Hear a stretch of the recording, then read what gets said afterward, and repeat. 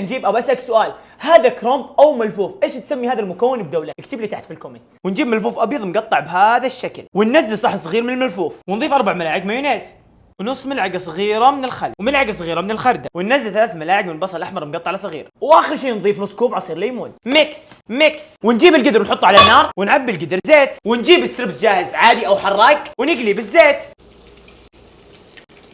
وبعد ما صار لونها كذا نطلعها من الزيت، وعلى النار نجيب طاوه ونحط اصبع زبده كامل، وبعد ما ذاب الزبده نضيف 6 ملاعق كبيره من السيراتشا او الشطه العاديه، وبعد ما تمازج الشطه مع الزبده نضيف ملعقتين كبيره من العسل وملعقه صغيره من الفلفل المجروش، وميكس، وننزل الستريبس اللي قليناه فوق الصوص، وكذا صار جاهز معانا. ونجيب خبز برجر بطاطس ونفتحها ونحط اي صوص انتم تفضلونه، ونحط الستريبس فوق الصوص، فوق الستريبس نضيف سلطه الكولسلو اللي سويناها، واخر شيء نحط جبن التشيز ونقفلها بهذا الشكل. وهذه النهايه، ألذ برجر ممكن انك تسويه في البيت.